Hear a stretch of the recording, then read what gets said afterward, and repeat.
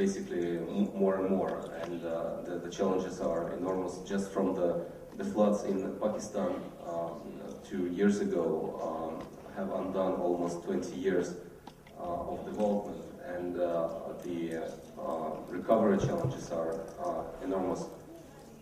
And the subject which is becoming increasingly important is environment and energy for sustainable development. So, in 2009, we closed our office in South Korea after a lot of projects which have been conducted here. But in 2010, the presence has been re-established in a new way. We opened the Seoul Policy Center, which now tries to work with the Korean institutions and connect the current poor countries to experience and knowledge which exists here. We understand that in current world, of course, donating money is very important, but in the same time, knowledge and donating knowledge can be as powerful to combat the existing challenges. Therefore, we try to work with Korean institutes and think tanks to become a knowledge hub through which different countries can easily access the information on successful, remarkable Korean transformation. By doing so, we try to build bridges between the Korean institutions, the so-called new development partners all over the world, and the developing nations in order to build their capacity and find their own solutions to the problems which they face. We try not to promote any single model or solution. We try to facilitate inclusive participatory dialogue around any area in which we work. Trying to conduct very neutral analysis of reforms. Maybe I'll skip this slide for the sake of time, and we'll talk about also the role of UNDP that we do in advocacy on the global agenda. UNDP is the development arm of the United Nations. So basically the development work is mainly concentrated there, and therefore we try to advocate for the issues that are of the importance for all the organization. One of such issues is the Millennium Development Goals, which I already highlighted. The deadline for the Millennium Development Goals is 2015. We are currently initiating the debate on what will happen after 2015.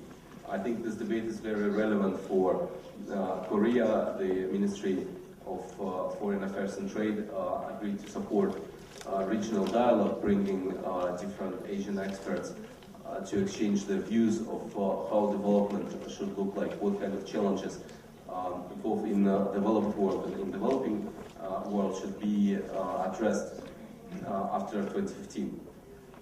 We'll be hosting the public dialogue on the 13th of June, so those who are in Seoul are certainly welcome to join us there.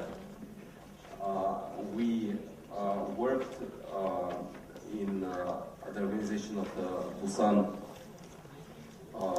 Forum. In Busan, we tried to support the organization of the Private Sector Forum, which looked at the role that the private sector is supposed to play in combating poverty. We understand that currently poverty is about jobs, and successful examples of countries that were able to get out of the poverty trap, be it Korea or currently China, are about giving jobs. This is why we never try to overestimate the role that the governments or the international organizations play in development, and the importance of bringing private sector to play an important role. I think that this is also where the experience of Kim Won-duk serves as an important reminder of how important the successful private sector can potentially be. We try, of course, to bring also the development knowledge accumulated all over the world to the development dialogues conducted here in Korea. And we use our flagship publication, the Human Development Report, every year to promote debate on the relevant issues. Last year, the debate focused on the issue of gender empowerment because of the indicators that were quite worrying, which you also already saw in the first presentation. To conclude, I wanted to say that currently, as the world faces more and more development challenges, the role of people like Kim Won-duk and their acts and their legacy is extremely important. A lot of people grow skeptical of the world's ability to reduce poverty, to achieve the Millennium Development Goals, and so on. We really need and we really seriously depend on the positive examples of people who have achieved a lot in this regard. We have seen, for instance, in the forum in Busan that gathered a lot of countries, a lot of participants from the private sector, from the foundations, that the development world has a lot of actors, each exerting their own efforts, each trying to participate in their own way in addressing the challenges. In the same time, now that we have more and more of the sectors, China, for instance, starting to play a role of a donor, private foundations coming aggressively into the countries, providing their own solutions, and so on. We need to remember those people who were real development heroes. And I think that the life of Kim Won-duk is definitely it presents such an example, which serves us as a very important and inspiring reminder of how even the most difficult challenges can be addressed. This morning I listened to the presentation by the Director General Park from the Ministry of Foreign Affairs and Trade, and she told the session on the ODA that the ministry is currently formulating so-called Korean philosophy in cooperation and assistance. I hope that the foundation can take this into account, and as the ministry is conducting very broad consultations, I believe that very complex, very multi-layered legacy of Kim Won-duk can be very helpful to formulate what is really distinct Korean approach to solidarity, to empathy and cooperation. If you will have any additional questions after our discussion, you are welcome to contact us on all the contacts which are provided on the slide. Thank you very much once again.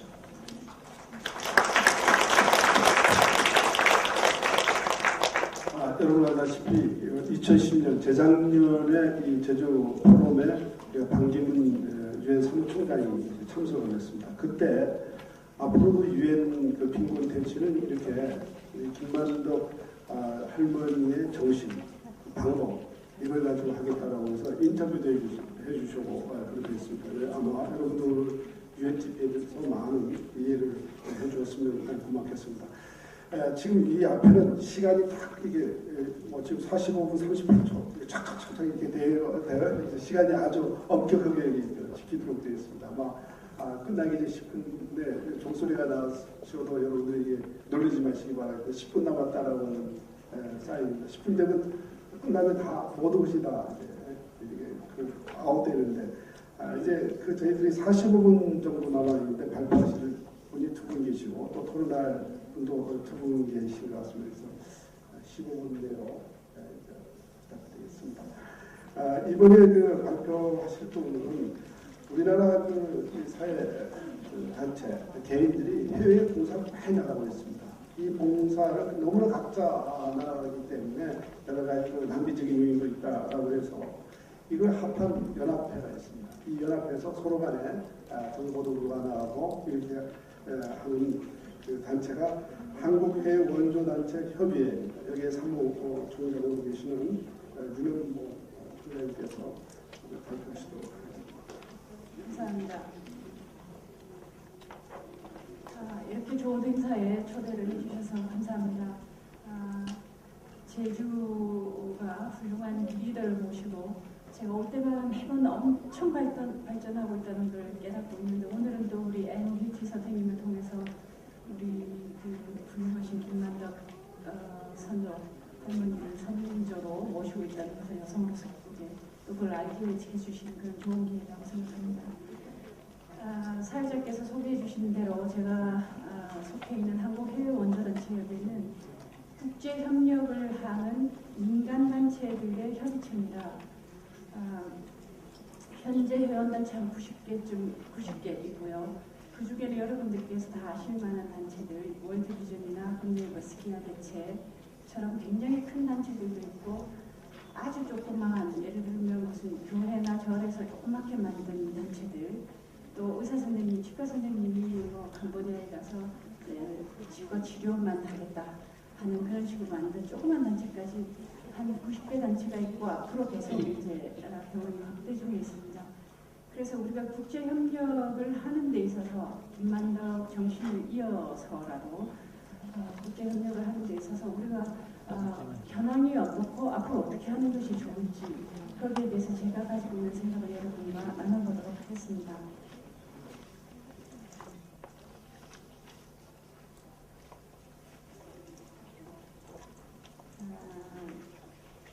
앞에서 우리 박준규 교수님께서는 국내에서 있는 그 나눔에 대해서 말씀하셨다면 저는 이제 국제 나라 간의 협력에 관한 부분인데요. 이 국제개발협력에는 활동하시는 액터들이 여러 개가 있습니다. 제가 속해 있는 곳이 그 위에 있는 NGO고요. 그 다음에 UN 국제기구, 그러니까 아까 UNDP가 설명해 주신 것은 UN 기관이 되고 또 우리나라 정부에서는 ODA라고 해서 공식적인 원조 정책을 펴고 있습니다. 거기에 NGO로서도 의견을 직접 전하기도 하고 실제로 해외에 가서 일을 하기도 하고 있습니다. 최근에는 기업들도 PPP라고 해서 Public Private Partnership 그렇게 말합니다만 기업들도 국제협력에 뛰어들고 있습니다.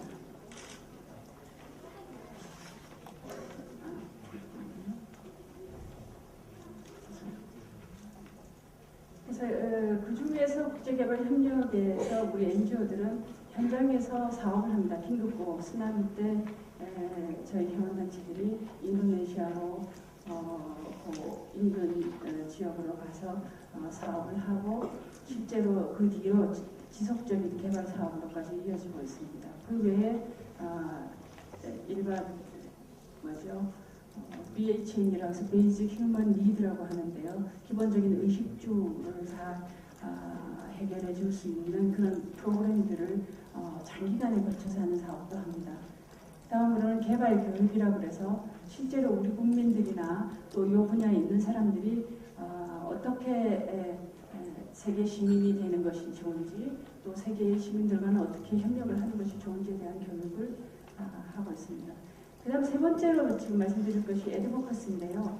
애드보커스라는 것이 우리 이제 민간에서만 잘해서 되는 것이 아니라 정책이 너무 중요하기 때문에 우리 국가의 정책에도 관여를 하고 또 국가들끼리 한나라의 힘만으로는 안 될 거 아닙니까? 그러니까 G20나 HLF4라서 OECD의 전 세계 회의를 할 때에도 시민단체들끼리의 플랫폼을 만들어서 의견을 모아서 그것을 전달하는 그런 일을 합니다.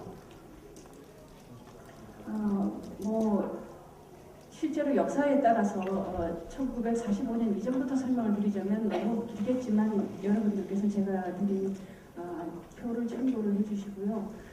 한 가지만 말씀드리자면 많이 들으셨겠지만 우리가 1950년을 기점으로 해서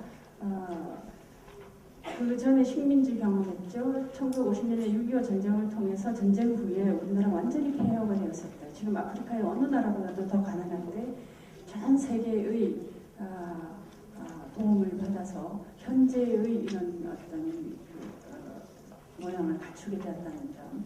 그래서 우리나라 NGO들도 1950년대 이후에는 외국에서 들어온 NGO가 실제로 서비스 딜리버리를 하는 형태로 있다가 80년대 후반기, 그러니까 올림픽을 전후해서 우리가 조금 국제화하게 될 때, 그리고 90년대에 들어서서 본격적으로 다른 나라를 돕는 역할을 하게 됩니다. 그래서 길게 역사를 도움을 받던 경험과 도움을 주던 경험을 다 갖고 있는 세계의 드문 그런 케이스라는 것을 말씀드리겠습니다.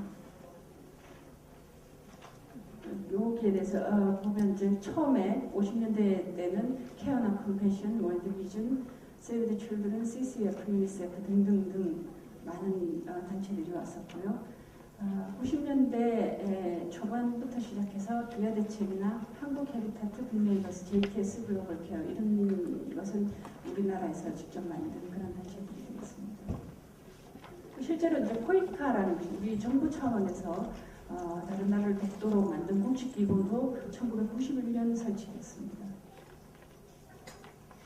우리 NGO들은 만들어지긴 이제 90년, 88년, 89년, 90년 이렇게 만들어졌지만 실제로 이제 국내에서 알려지게 된 계기는 루안다 내전이 있을 때 그때 그 난민을 돕기 위해서 우리 교회를 중심으로 마련된 모금과 또 실제로 인력들이 루안다에 가서 돕는 것이 본격적인 계기가 되었습니다. 그러니까 사실은 긴급 구호 활동이 우리 NGO 활동의 시작이 되었다고 보겠습니다. 제가 속해 있는 한국해외원조단체협의회는 1999년 설립됐는데요. 31개 단체로 지금 보시다시피 굉장히 빠른 속도로 늘고 있는 것이 보일 것입니다. 현재 88개 회원단체 있습니다. 활동은 말씀드린 것처럼 긴급구호가 있고 지속적인 개발사업 그리고 세계 시민교육과 애드보커시 그런 형태로 나눕니다.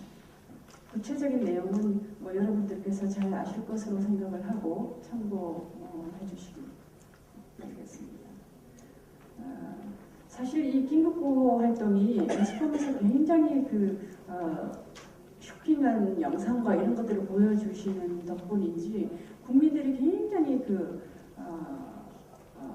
강한 관심을 가지고 모금에 굉장히 적극 협조하십니다. 근데 사실 우리가 그걸 잘 수행할 준비가 되어 있는지 여러분들이 이제 돈을 내는 것도 쉬운 일은 아니지만은 그 돈을 가지고 가서 잘 쓰기 위한 훌륭한 인력이 갖춰져 있는지 그리고 그 현지 상황이 정말 위험하고 절박한 상황인데 그런 어려움을 우리가 잘 견뎌내고 거기서 소기의 목적을 달성할 만한 전문성이나 이런 안전성에 대한 고려가 있는지 이런 거에 대한 고민들을 저희는 지금 하고 있습니다.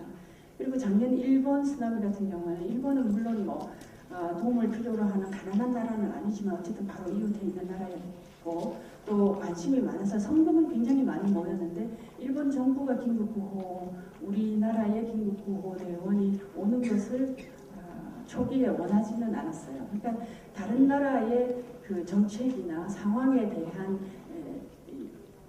배려 이런 것이 항상 앞서 있어야 한다는 것을 이 자리를 빌어서 꼭 말씀드리고 싶습니다.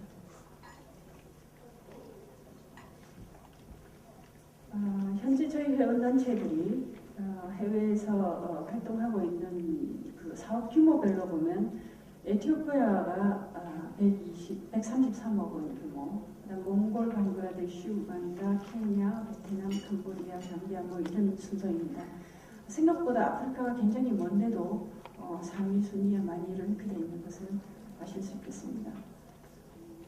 그리고 우리나라 사람들은 미국 오바마 대통령께서 지적하셨듯이 교육에 대한 열망이 굉장히 커서 기부금을 내실 때 교육 사업에 돈을 내기를 굉장히 좋아하세요. 그 돈을 그러니까 우리 이제 NGO 입장에서는 모금한 돈을 가지고 해외에 가서 그 목적에 맞게 써야 되니까 교육 사업에 굉장히 많이 참여를 합니다. 그러니까 아주 적은 규모라도 어린이집이나 유치원부터 만들고 거기에 이제 딸려 있는 그 학부모, 그 주민들을 모임을 만들고 그중에 주로 여성들이 되겠죠. 그 여성들에게 미싱을 사준다든지 뭐 닭을 기르게 한다든지 뭐 이런 식으로 사업을 확대해 갑니다.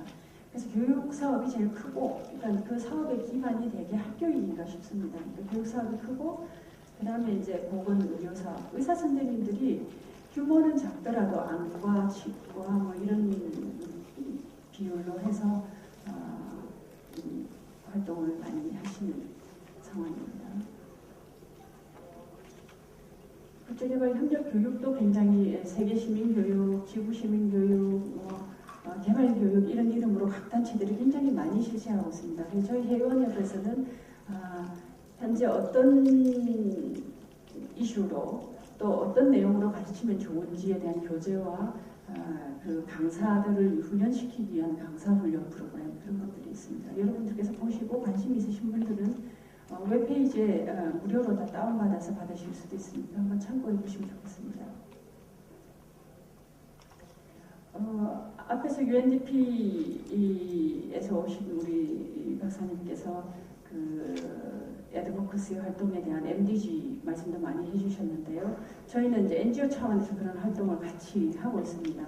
그래서 회원협이 GCAP의 한국 사무국 역할도 하고 있고 또 코피드라는 단체의 그 사무국 역할도 하고 있기 때문에 G20나 HLF4나 또 UN이 하는 MDG 회의 같은 것에 시민단체 의견을 모으는 그런 역할을 하고 있습니다. 요 지금 MDG 아까 보신 그런 볼을 가지고 8가지 볼을 놓고 캠페인을 하는데 인터넷 사이트에서 했는데 굉장히 많은 젊은 사람들이 조인을 해서 저희가 이 활동에 굉장히 성공적인 그런 단체로 GCAP이 알려져 있습니다.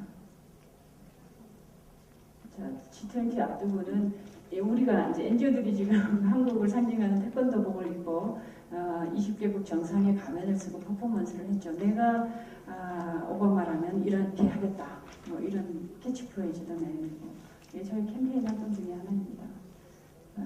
지금 MDG 아까 우리 저기 그죠? 아테미 선생님께서는 영어로 보여주셨는데 우리가 이렇게 예쁘게 한글로 번역을 해서 쓰고 있습니다. 이제 저는 이제 여러분들하고 나눔과 봉사의 정신을 이제 어떻게 지금 이러한 상황에서 같이 하는 것이 좋을까를 아주 잠깐 말씀 나누고 이제 제 말씀을 맺도록 하겠습니다. 제 뒤에 발표하실 우리 이미경 선생님께서 봉사단원으로 갔다 오셨다는 말씀을 90년도 초반에 제가 글에서 봤는데요.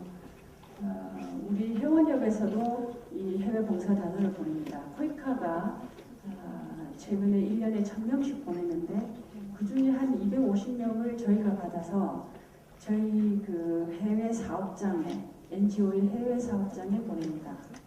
그래서 그걸 이제 처음에 2004년도에 33명으로 시작해서 올해는 저희가 250명을 보냈습니다. 근데 그 중에 비율을 보시면 아시겠지만 여성들의 비율이 높아요. 3대 7 정도로 여성이 많습니다. 봉사단도 그렇고 NGO에서 일을 하는 실무자도 그렇습니다. 물론 이제 근무 여건이 어렵고 또 봉사와 나눔의 정신이 여성들이 친화적이어서 그런지도 모르겠지만 저는 그 해외의 그 오지에서 봉사활동을 한다는 것이 사실 생존도 쉽지 않거든요. 숨 쉬고 먹고 자고 한다는 것 자체도 쉽지 않은데 어쩐 셈인지 남학생보다는 남자보다는 여성이 가서 훨씬 더 잘 적응하고 현지 음식도 잘 먹고 현지어도 굉장히 빨리 배우고 현지 친화적인 그런 경험적인 생각을 갖고 있어요. 그래서 어쨌거나 국제협력 시대이고 21세기 여성의 시대라고 하더니 저희 분야는 정말 그렇습니다. 일단 언어상의 문제가 그렇고 현지 생존 능력도 그렇고 현지에서 이제 어려운 사람을 돌보고 꼭 해야 하는 그런 정신도 그렇고 그러니까 거상 김만덕 할머니의 경우에는 본인이 굉장히 크게 부를 먼저 이루고 그걸 도왔지만 지금 우리 젊은이들은 자기가 가진 게 없어도 정부가 보내주는 이런 프로그램들을 통해서 또 NGO들의 현장에서 이런 일들을 하거든요. 그러니까 보통 사람들이 세계와 만나는 이런 지점에 저희 NGO들이 있는 게 아닌가 그런 생각을 가집니다. 그래서 우리 한국이 식민지와 분쟁과 이런 경험을 가진 민족입니다. 그러니까 수백 년 전부터 늘 부자나라여서 남을 돕기만 한 나라와는 전혀 다른 그런 어떤 이 정서를 가지고 있어요. 그래서 그 사람들이 듣고 싶은 것이 무엇일까, 또 그 사람들이 가진 고민이 어떤 것일까 할 때 우리가 그걸 굉장히 잘 들어주고 또 같이 잘 공감할 수 있다고 저는 생각합니다. 그리고 또 이 국제협력의 역사를 가만히 보면 과거에는 제국주의의 산물로 아주 어느 제국이 자기 식민지를 잘 관리하기 위해서 그 나라를 도와주던 그런 시절이 있었고 또 알겠습니다. 금방 끝내겠습니다. 또 한 70년대 냉전 시대에는 이데올로기에 따라서 자기 진영에 많이 돕는 그런 경향이 있었는데